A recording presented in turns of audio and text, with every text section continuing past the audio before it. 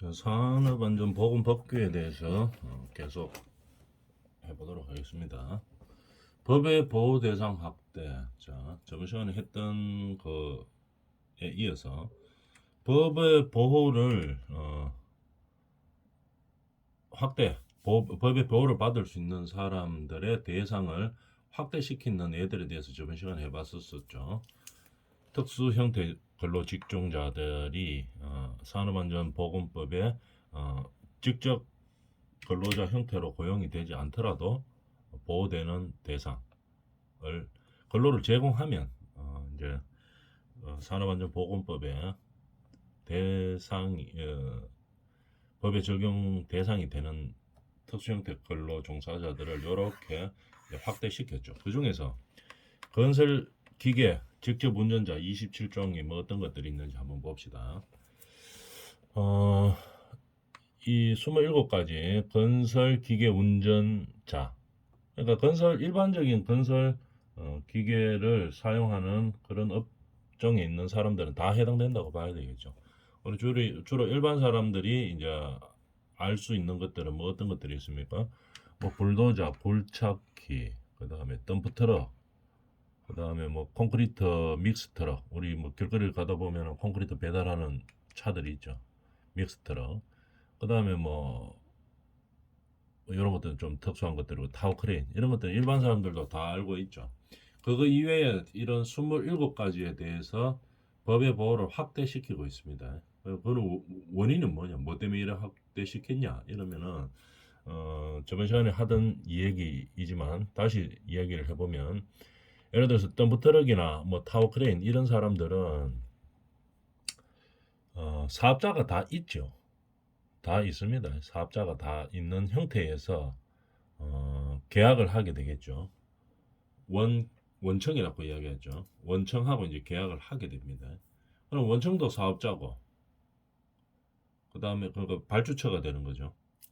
이런 덤프트럭이나 타워크레인 운전하는 이 사람들도 사업증이 있죠. 그러니까 회사 대 회사로 계약을 하는 겁니다. 근데 실제로 보면은 이 덤프트럭을 이 소유하고 운전하는 사람이 발주처에다가 근로를 제공하고 있죠. 근로를 제공하고 있는데 실제로는 근로자인 거죠. 실제로는 근로 형태의 일을 하고 있기 때문에. 그런데 계약상으로 보면은 둘 다 원청도 사업자고 덤프트럭이 가지고 있는 사람도 사업자고 하기 때문에 근로 계약이 아니고 사업 계약의 형태로 가는 겁니다. 그러다 보니까 어떻게 됩니까? 산업안전보건법은 근로자만을 보호할 수 있는 하는 법이었었죠. 개정 전에는. 그러다 보니까 이렇게 교묘하게 산업안전보건법의 보호를 받을 수 없도록 만들어 놓은 거죠. 원청이라든지 이런 데서, 원청이나 발주처에서. 그러다 보니까 이 하청하는 이 덤프트럭 이 근로 제공하는 사람은 실제로 근로를 제공했음에도 불구하고 산업안전보건법에 이 보호를 받지 못하는 그런 상황이 되었습니다. 그러다 보니까 이게 이제 법을 집행하는 기관에서 이거는 문제가 있다 이래가지고 이제 개정을 했죠.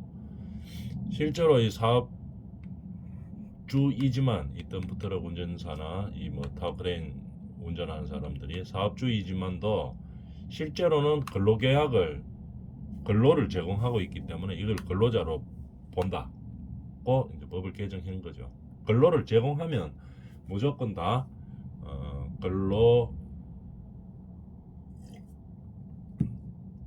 준하는 것으로 보는 거죠. 그래서 근로를 제공하는 사람들에게는 산업안전보건법의 보호를 할 수 있도록 법을 개정했는 겁니다. 아주 잘 바뀌는 거죠. 이런 식으로 개정을 해서 보호할 수 있는 업종들에 대해서 이야기했는 거죠. 건설기계 운전자 중에서 27종류를 포함시켰습니다. 거의 다 합니다. 이거 말고는 뭐 특별한 거는 없죠. 특별한 공사할 때 아니면은 이거 위에는 잘 사용하지 않습니다. 그래서 우리가 이렇게 자꾸 특수 형태의 근로 형태를 제공하는 이 산업의 구조가 바뀌다 보니까 옛날에는 그냥 근로자면 근로자였는데 요즘은 똑같은 근로를 제공하면서도 어떻게 됩니까? 근로자의 지위에 있지 못하는 그런 사람들이 많이 발생했죠. 이 근로 형태가 고용 형태가 바뀌기 때문에 그렇게 되는 겁니다. 그러면 이 사람들이 산업안전보건법에 혜택을 받을 수가 없게 되는 거죠. 그래서 이 얻게 된 것을 확대를 시켜가지고 포함시켜서 근로자의 범위에 포함시켜서 우리 산업안전보건법의 보호를 받을 수 있도록 만들어 놓은 겁니다. 자, 안전보건 조치에 대해서 한번 볼까요? 특수 형태 종사자로부터 노무를 제공받는 자는 뭐를 해야 됩니까? 안전 조치를 하고 보건 조치를 해야 됩니다. 만약에 예전에 법 바뀌기 전 같으면은 이 도급 회사에서 안전 조치나 보건 조치를 안 합니다. 법이 산업안전보건법의 범위를 벗어났기 때문에 이 사람들이. 근데 이제 법이 바뀌어가지고 산업안전보건법에 적용을 받고 보호를 받으면은 어떻게 됩니까? 발주자가 안전조치하고 보건조치를 해야 된다는 얘기겠죠. 어떤 식으로 해야 되는가 하면은 직종별로 조금씩 다르죠. 위험이나 유해 요인들이 좀 다르기 때문에 이거를 고려해서 별도로 다 규정을 하고 있습니다. 어떤 안전조치와 보건조치를 하라고 규정하고 있죠. 이대로 안전조치, 보건조치를 하게 되는 거겠죠. 이 법이 참 바람직한 형태로 바뀌어가고 있는 겁니다. 자, 그러면은 어떤 것들을 하는지 한번 볼까요? 건설기계 운전자 공통사항입니다. 어떤 공통사항이 있나 한번 봅시다. 기상 상태가 어떻게 되면 근로자에게 위험의 우려가 있을 경우에는 작업을 중지시킵니다.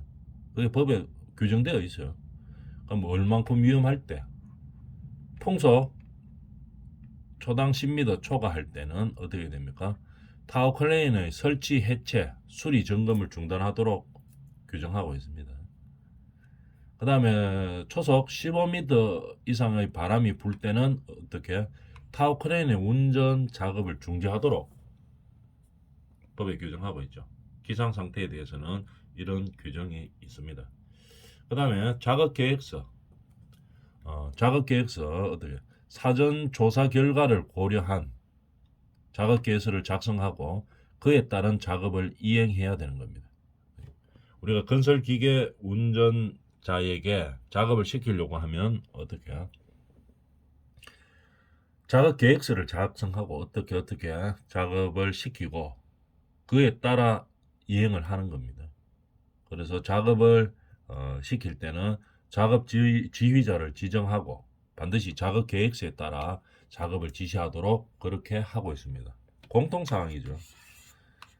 건설기계 운전하는 운전자에 대해서 모두 다 적용해야 되는 상황입니다.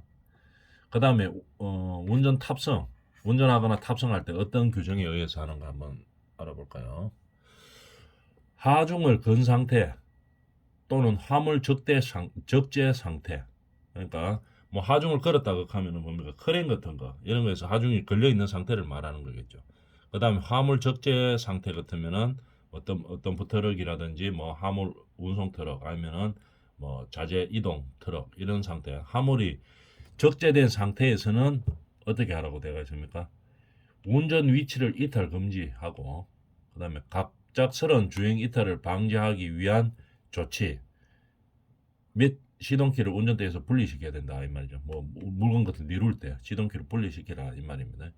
그 다음에 갑작스러운 주행 이탈을 방지하기 위한 조치 간단한 뭐 우리가 예를 들기 좋은 조치에는 뭐 어떤 게 있나 한번 화물차에서 물건 자재를 하역할 때를 한번 봅시다. 그럴 때는 어떻게 합니까? 갑자기 주행하거나 이탈을 방지하기 위해서 바퀴 뒤쪽에 그 나무 목 같은 거를 대죠. 그래서 뒤로 밀린다든지 이탈 방지하는 걸 앞뒤로 딱 이제 제어를 해줍니다. 왜냐하면 이게 일반 승용차가 아니죠. 이런 건설기계를 운전하는 것들은 그런 일반 승용차하고는 다릅니다. 하중이 크고 또 뭐 물건을 적재하고 이렇기 때문에 승용차하고는 상황이 다르죠. 정지시켜 놨다고 해도 갑자기 뭐 사이드 브레이크가 파손돼 가지고, 왜냐면 무게가 있기 때문에 파손대가 미끄러질 수도 있고 이런 상황이죠. 그러다 보니까 바퀴의 양쪽에, 네 바퀴 양쪽 앞뒤로 8군데 되겠죠. 다 고정시켜 놓고 이제 이런 식으로 한 다음에 작업을, 하역 작업 이런 걸 시작해야 되는 거죠. 그 다음에 갑작스러운 뭐 운전이 되는 뭐 그런 거를 방지하기 위해서 시동키를 운전대에서 분리시키고 하역 작업을 한다. 이런 것들이 이제 규정입니다. 법에 규정되어 있죠. 이렇게 하라고. 그래서 운전 탑승 중에 또 다른 것들이 뭔가 있나 한번 봅시다. 크레인에는 전용 탑승 설비를 설치한다. 타워 크레인 같은 거 이 말이죠. 전용 탑승 설비를 설치하고 근로자가 다녀야 되는 겁니다. 타워 크레인 위에 바닥에서 높이가 엄청나게 높죠. 몇십 미터, 뭐 50미터, 60미터 위에까지 올라가죠. 근데 전용 탑승 설비를 설치해야 되는 겁니다. 그리고 추락 위험 방지 조치를 한 후에 근로자를 탑승시켜야 되는 거죠. 타워 크레인 이런 데는. 그러나 이동식 크레인의 경우에는 탑승을 제외합니다. 우리가 뭐 길에서도 많이 볼 수 있죠. 카고 크레인 하는 거 있죠. 뭐 이동식 트럭 위에다가 크레인 조그만 거 얹어놓고 이렇게 하는 것들 있죠. 이런 것들은 탑승하면 안 되죠. 그 운전대에만 앉아가지고 이제 운전을 해야 되는 거고, 뭐 이걸 탑승해가 이렇게 못합니다. 이동식 크레인 하면 안 되죠. 법에 걸리죠. 그래서 이동식 크레인 경우에는 탑승을 제한하는 거죠. 이런 식으로 다 법규로 규정이 되어 있죠. 그 다음에 건설기계 및 차량계 뭐 하역 운반 기계를 사용하여 작업 시에는 뭐 성차석 외 위치에 근로자를 절대 탑승시키면 안 된다. 위험하기 때문에 그런 거죠. 이런 공통 사항에 대한 규정들이 있습니다. 법에서 보호하고 있는 건설기계 운전자의 공통 사항에 대해서 보면은 기상 상태가 일정 규모 초속 10m 초과실 때는 타워 크레인이 높이기 때문에 설치, 해체, 수리 점검을 중지하고, 초당 15m 이상일 때는 타워 크레인 운전 자체를 중지해야 되고, 그 다음에 작업 계획서를 세워서, 그 다음에 작업 지휘자의 지휘 하에 작업 일정에 따라서 작업을 지시를 해야 되는 거죠. 근데 운송 탑승에 대해서 규정도 있죠. 이런 것들이 이제 공통 사항으로 지켜진다는 얘기입니다. 지켜져야 된다는 얘기겠죠.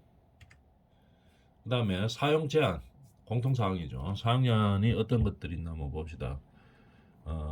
차량계 건설기계 및 차량계 하역 운반기계는, 하역 운반기계나 건설기계는 주된 용도로만 써야 되는 겁니다. 사용해야 되는 거죠. 그래서 뭐 이거 레모컨 믹스 트럭인데 레모컨 배달만 해야 되겠죠. 믹서 돌리면서 이 운반만 해야 되는데, 거기다가 뭐 다른 것들을 싣고 간다든지 이런 걸 하면 안 된다 이 말이겠죠. 용도대로만 사용해야 된다는 얘기입니다. 그 다음에 크레인이나 이동식 크레인 등 양중기는 적재 하중 내에서만 사용해야 되겠죠. 타워 크레인 사고가 많이 일어나는 게 규정되어 있는 그 적재 하중의 허용치보다 더 많은 것을 들기 때문에 이제 크레인 사고가 많이 발생하는 거겠죠. 그래서 크레인 사고가 발생하면은 이게 그냥 크레인 줄만 떨어져 가지고 밑으로 떨어지는 것도 문제가 되지만, 그보다 더 큰 문제가 뭡니까? 너무 무거운 거 들고 강풍까지 많이 불면 크레인 자체가 넘어가 버리는 이런 상황이 발생이 많이 되죠. 우리 신문이나 이런 데서 보면 그런 상황들이 많이 있죠. 아주 위험한 상황이 됩니다. 그래서 반드시 이런 식으로 사용을 제한하고 있죠. 그 다음에 방조 조치 등 작업 시 기계가 넘어지거나 굴러 떨어짐으로써 근로자에게 위험을 미칠 우려가 있는 경우에는 어떻게 합니까? 갓길 붕괴 방지 등을 위한 조치를 반드시 취해야 되는 거겠죠.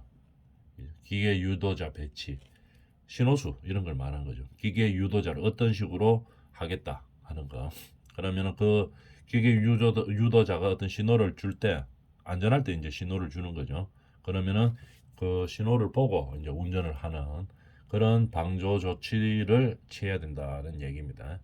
그 다음에 하역 운반 중인 뭐 화물이나 기계 등에 접촉되어 근로자가 위험해질 수 있는 장소에서는 반드시 뭘 해야 되겠습니까? 근로자 출입 금지, 뭐 안전 펜스 같은 거 쳐놓고 근로자들이 작업 중에 이제 들어가지 않도록 못하도록 그렇게 출입을 제한해야 되는 겁니다. 근데 예를 들어 뭐 불가피한 경우에는 절로 이제 사람이 지나가야 된다. 작업하고 있는데 그럴 때는 반드시 뭘 하라 이 말입니까? 신호수, 유도자를 배치를 해야 되겠죠. 그래서 유도자가 판단해가지고 근로자가 위험하지 않는다고 판단될 때는 이제 뭐 이동할 수 있는 그런 상황이 될 수 있는 거겠죠. 그래서 그런 유도자가 배치가 안 될 것 같으면은 어떤 작업을 하고 있을 때 건설기계가 작업하고 있을 때 그 주변에 다른 근로자들이 들어갈 수 없도록 조치를 해놓고 작업을 해야 된다는 얘기입니다. 굴착 작업을 하는 경우에는 굴착 작업도 위험한 상황들이 많이 있죠. 굴착 작업을 하는 경우에는 미리 운반기계, 굴착기계들이 어떤 경로로 움직이는지를 근로자들의 그 현장에 같이 있는 근로자들에게 아침 같은데 교육할 때 안전 교육할 때 반드시 이야기를 해줘야 되는 겁니다. 굴착 작업할 때 그 차량 굴착하는 기계가 어느 동선으로 움직이는지 그 다음에 굴착을 하고 나면은 이 뭐 흙을 운반시켜야 되겠죠. 그때 이제 운반 기계의 동선은 어떻게 되는지, 그 다음에 적재 장소는 어떤 장소에서 얼마큼 하는 건지 이런 것들을 반드시 교육을 시켜야 됩니다. 그래서 다른 근로자들이 저렇게 해서 오늘 작업을 하는데 저쪽으로 들어가면 위험하겠구나 하는 걸 알고 있어야 되겠죠. 이런 방조 조치를 취해야 된다는 얘기입니다. 이게 지금 뭡니까? 우리가 안전보건조치의 조치 내용이죠.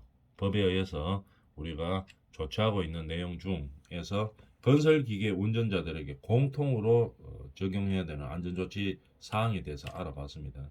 그 다음에 양중기, 차량계, 하역 운반기계, 그 다음에 차량계, 건설기계, 항타기, 항벌기 이런 내용으로 이제 하나씩 구체적으로 들어가 보는 거죠.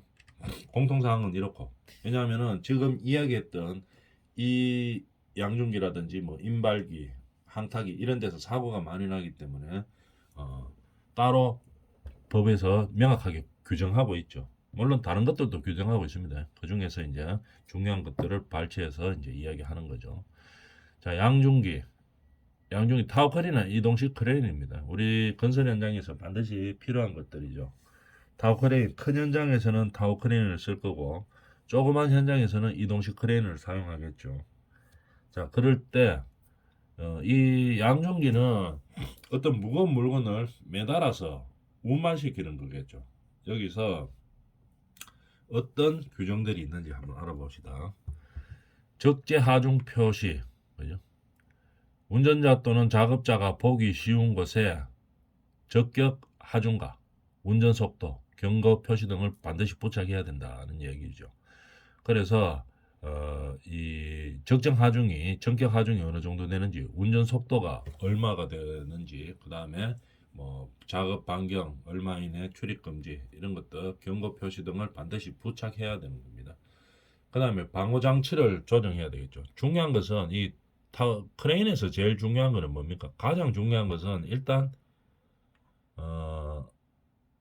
무게를 정해진 무게보다 더 들면은 사고 날 가능성이 제일 많이 있죠. 그래서 가부하 장치를 하고 그 다음에 비상정지 유사시에 뭐 바람이 너무 많이 분다든지 아니면 갑자기 옮기고 있는 중에 바람이 너무 많이 불 수도 있죠. 뭐 이렇게 적재 하중을 지키는 것이 가장 중요하고 그 다음에 유사시에 비상정지시키는 장치, 제동 장치 등이 필요하죠.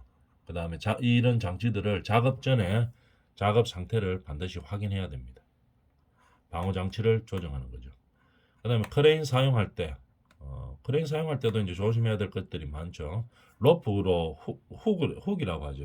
물건을 드는 인양하는 그 인양 박스라고 할까요? 그거를 이제 와이어에 걸라고 하면은 훅으로 딱 걸죠. 갈고리처럼 생기는 거. 그걸로 딱 거는데 이것이 빠지면 안 되겠죠. 그래서 벗겨진 것을 방비하기 위한 해지 장치를 구비한 크레인을 사용하여야 하며 짐 운반 시 해지 장치를 반드시 사용해서 안 벗겨지도록 한다 이 말이겠죠. 크레인을 사용할 때 이런 법적인 규정들이 있다면 반드시 뭐를 해야 되는 거. 중요한 것은 끊어지면 안 되죠. 로프가 끊어지면 안 됩니다. 그리고 로프에다가 연결해 놓은 물건을 인양하거나 이동시키는 장치, 그는 그 두 개를 연결시키는 게 훅이죠. 이게 벗겨지면 안 되죠. 그래서 그런 것들을 어떻게 고정시키고 어떨 때 해지해야 된다 하는 그런 장치들이 있는 거이죠. 그다음 크레인 사용할 때 우리가 경사면에서는 사용하면 안 되죠. 딱 뭡니까? 평지에서 크레인 발을 펴고 이동식 크레인 같은 경우에 발을 네 군데 펴가지고 지지를 한 다음에 넓게 평평하게 지지를 하죠. 다리발 핀다 그하죠. 다리발을 쭉 펴가지고 평평하게 지지하고 그 다음에 물건을 들죠. 근데 이 크레인은 무게를 드는 거기 때문에 지반이 약하면 한쪽으로 쏠릴 수가 있죠. 그렇기 때문에 평평하게 지반을 평평한 판때기 같은 걸로 밑에 대놓고 그 다음에 고정시킨 다음에 이제 물건을 들어야 되겠죠. 그래서 이거를 경사면에서는 사용하면 안 됩니다. 크레인 같은 것을. 근데 이제 경사면밖에 없는 곳이 있죠. 그럴 때는 경사각의 범위 안에서 사용해야 된다는 얘기입니다. 보통 경사면이 있는 바닥 같으면 어떻게 합니까? 경사면을 없애가 평지를 만들죠. 하다못해 삽으로라도 파가지고 평평하게 만들어 놓고 그 다음에 사용을 해야 됩니다. 이게 하중이 걸리기 때문에 이동식 크레인 같은 거 무게 잘못 들면 경사면에서 세워놓고 들면 잘못 넘어가 버리죠. 이 얘기야. 그래서 항상 평평하게 유지해 놓고 그 다음에 작업을 실시해야 되는 거죠. 경사각의 만약에 경사를 굳이 안 된다. 경사면에 써야 된다. 이렇게 하면 허용되는 경사각의 범위 안이 있습니다. 그 범위 안에서 사용해야 되고 가급적이면 경사면을 없앤 다음에 평평한 곳에서 사용해야 된다는 얘기입니다. 그 다음에 크레인 작업 시 안전조치 사항 인양하는 화물을 바닥에서 끌어당기거나 밀어내는 작업을 반드시 금지해야 됩니다. 하면 안 되죠. 크레인 단독적으로 이렇게 움직이면서 물건을 조정해야 됩니다.